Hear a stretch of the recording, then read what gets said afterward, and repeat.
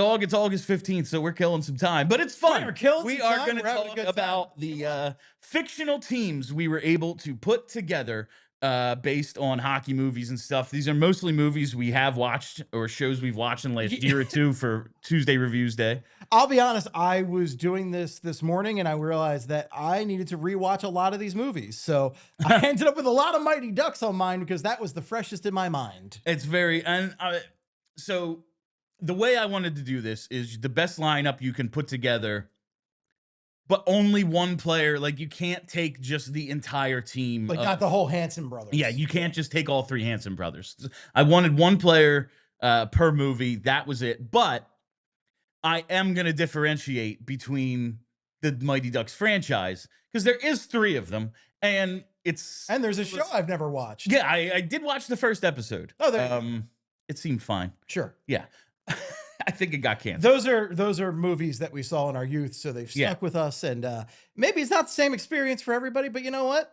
I watched it and I was like 10 years old, and that sticks with you. There's only so many well-known hockey things. You know, it's not like baseball where there's an endless supply of movies. Right. And one of the other things I noticed is, well, number one, hockey has a lot of movies based on like real stuff. Yeah. Whereas I was wondering, like, can I take the goalie from Miracle if it's like, it's not actually Jim Craig, it's the guy that Rachel dates from Friends.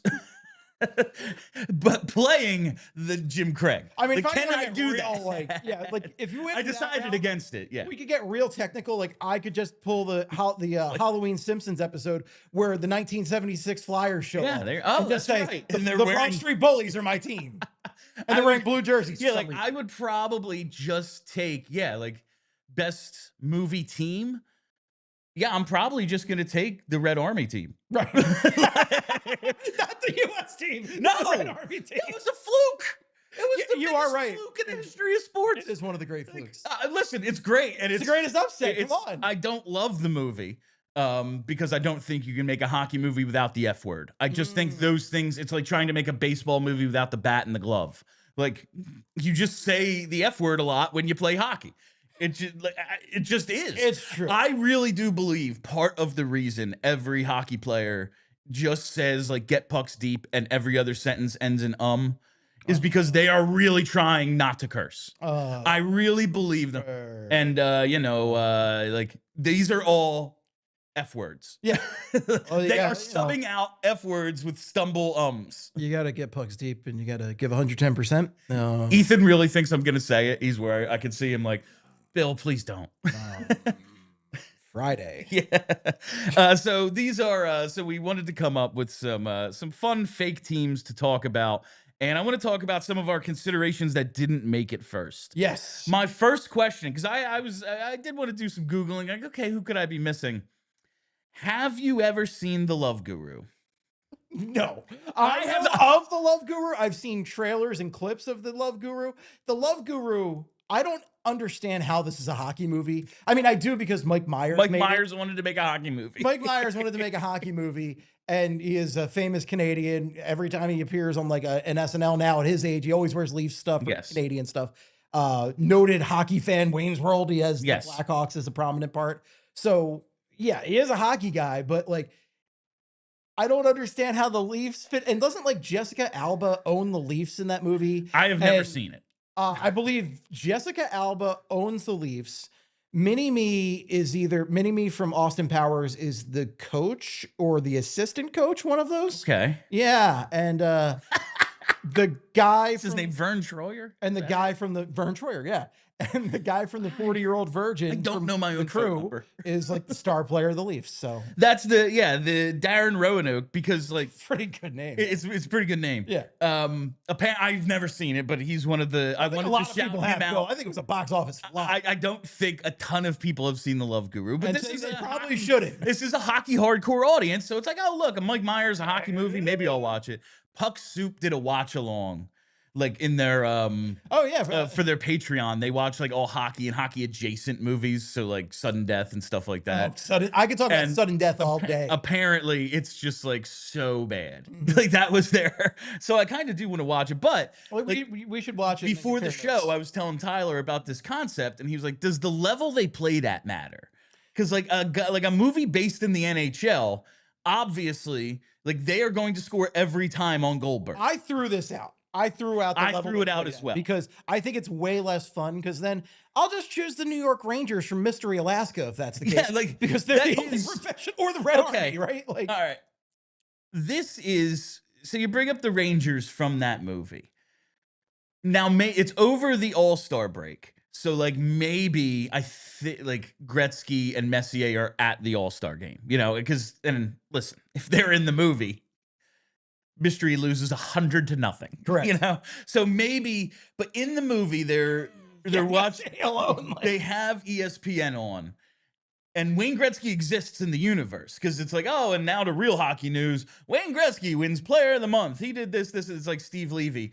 And it's like, so in this universe, Wayne Gretzky exists, but he's not on this Rangers team. I've always tried to figure out a way to explain it, and I think he's at the All-Star game. It's very simple.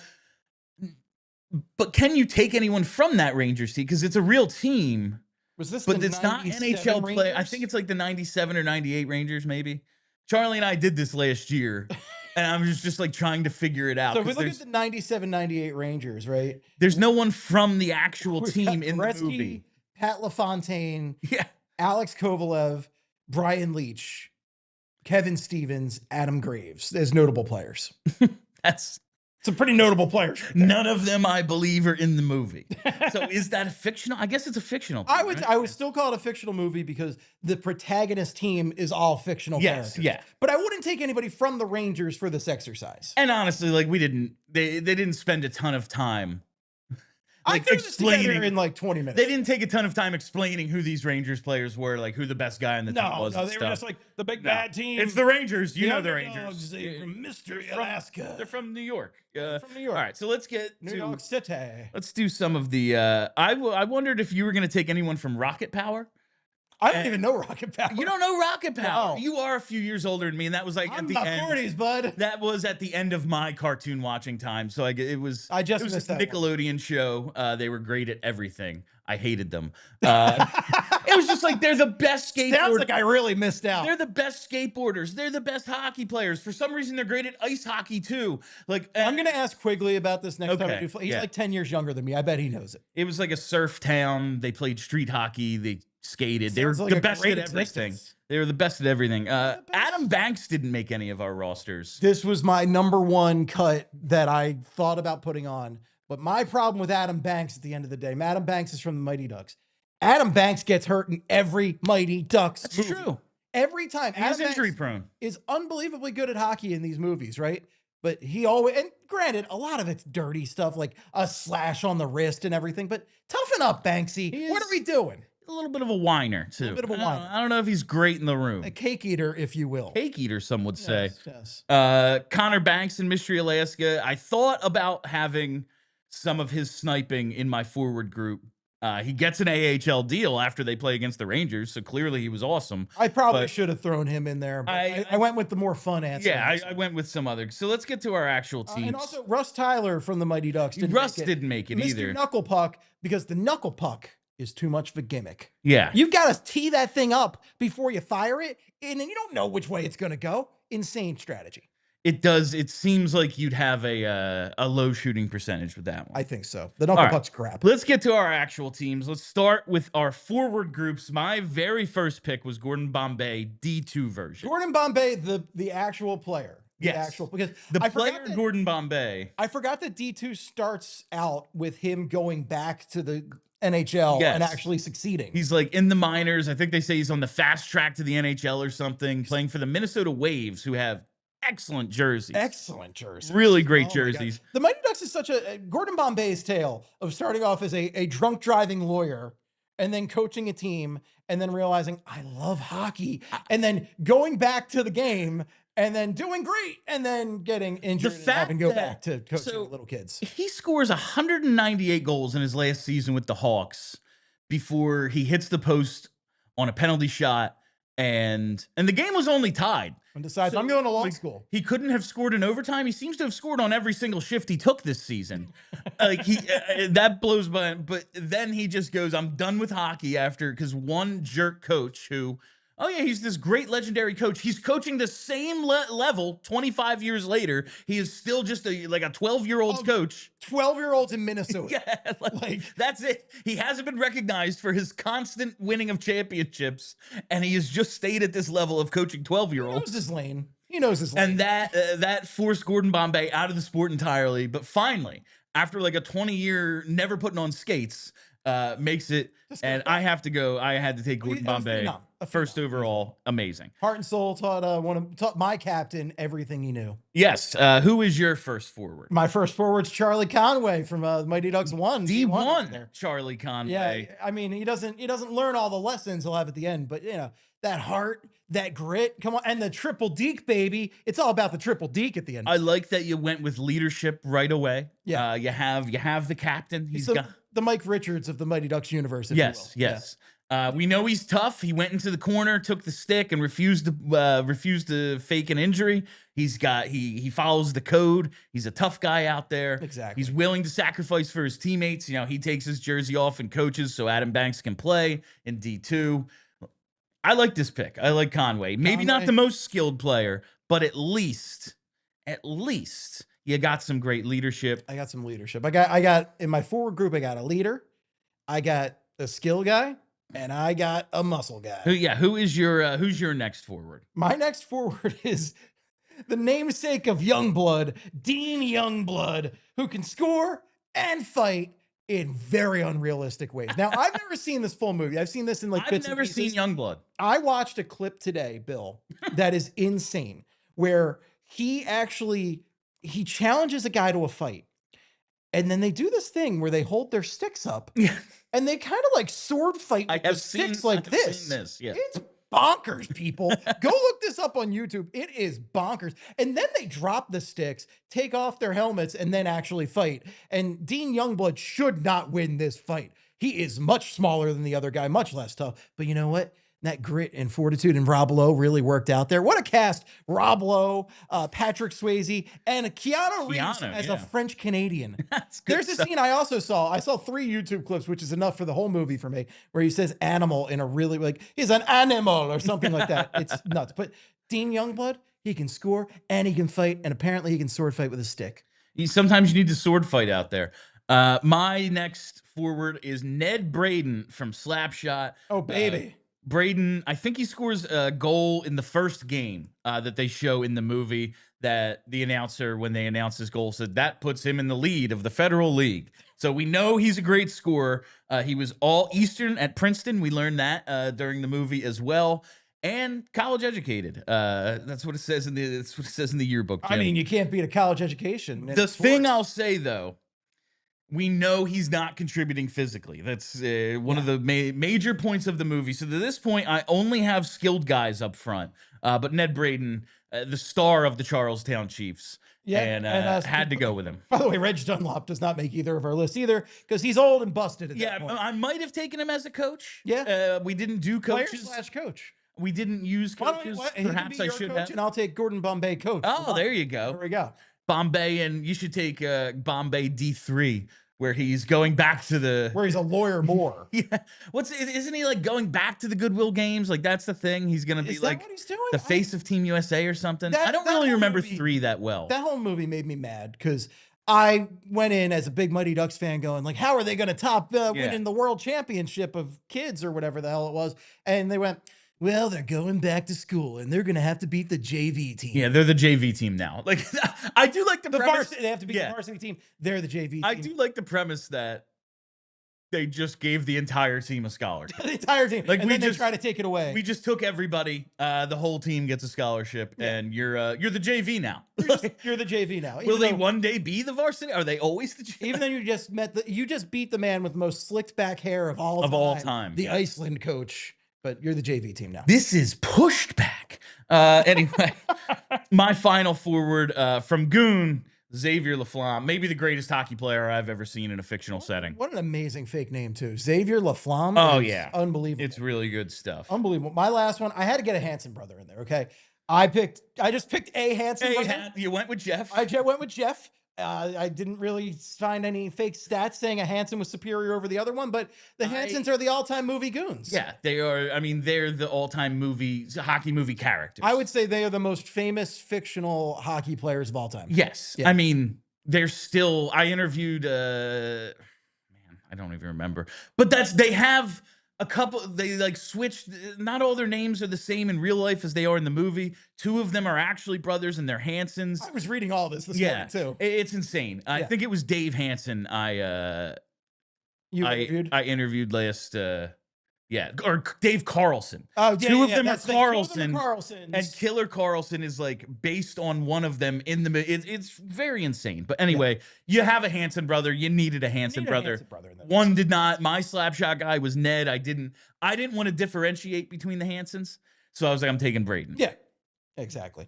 So let's move to defense. Defense, which is tough because defense is not an area where they really like to assign guys in hockey movies. I like what you went with here though, because I think Fulton does play defense. I think he plays both throughout the season, but Fulton Reed was my number one defense. They just have him like on the point so he can rip slap shots. Yeah. I'm gonna say he's a defenseman. I'm gonna say he's a defenseman. Real Al McInnes slap shots out there. I don't know. Fulton Reed. He couldn't really skate, so he might be a Flyers prospect in this universe. But D2 Fulton Reed, I mean, that slap shot. Come on, it's unbelievable. Big. He got the size. He's got the slapper. What else do you need? I went with nothing but skill up front in my forward group: Bombay, Braden, Laflemme. So I went with some size on the back end. I went with Tree from Mystery Alaska. Tree Lane from Mystery Alaska. One of the few true defensemen in any of these movies. And I gotta believe, because the Saturday game in Mystery is 4-on-4, that he is at least an adequate enough puck mover. Like, he's not just an intimidator out there, although he does learn that he's a big guy and he learns to throw his weight around. Plus his name is Tree. Yeah, like they call him Tree. He's huge. So I had to go with him on defense, and I matched it with another huge dude, Dolo from Shoresy. Big clapper from the point, and he was in real life, and he's kind of playing himself in the movie, a 3rd-round pick of the Nashville Predators. Well, there you go. So he's also a badass. You got your Sam Moran, Shane Goss to spare combo. Exactly. Right there. Yes. So he rules. He's like 6'5". I went with just two absolute monsters on my blue line. I'm glad you also repped Shoresy as the Letterkenny. Yes. Shoresy is one of the only representations of hockey in like modern media. Yeah, modern media. So I'm glad we got some representation there. Who's your second defenseman? I'm not happy about this one. I actually really thought about this. But I ended up going with it because you got to represent one of the most well-known Flyers fans in all of fictional hockey media right there. And that's Greg Goldberg. I went with him at defense. From Philly. In D3, they switch him to somewhere in this mix of unorganized Mighty Ducks hockey that drives me nuts. Flying V would never happen. It's insane. But Greg Goldberg at defense, he seems to know something about what he's doing back there, and he does better at that because he's stunk as a goalie.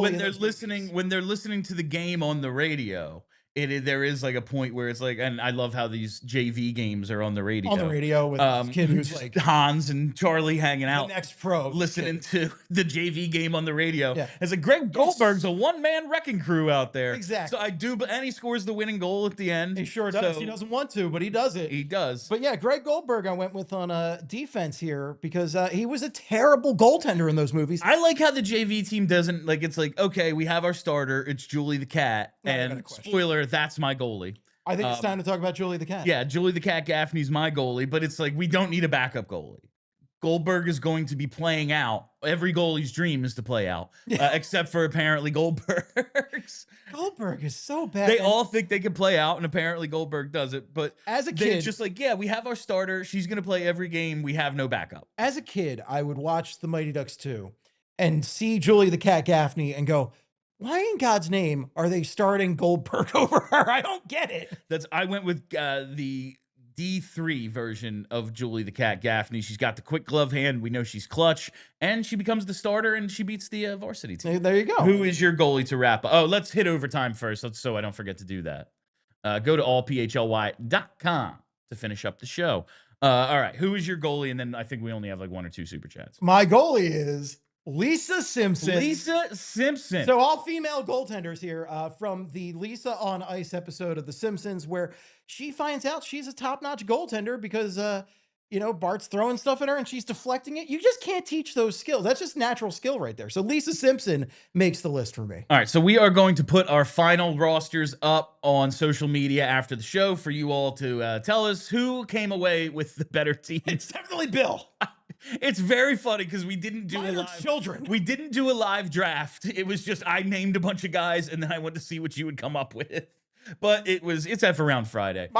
Mine's fun, but yeah, I love yours. Bill's is winning. I think yours is. I wish you had gone with someone from the Love Guru though. I'm gonna watch it. I'm gonna watch it, and next time I'm on, we're gonna talk. I figured you had seen the Love Guru. Maybe we're gonna do like Monday reviews day and talk about the Love. Who the hell knows what's gonna happen? I'll do it. I'll watch it Sunday. Yeah, let's watch it. Let's all watch Love Guru on Sunday night. All right.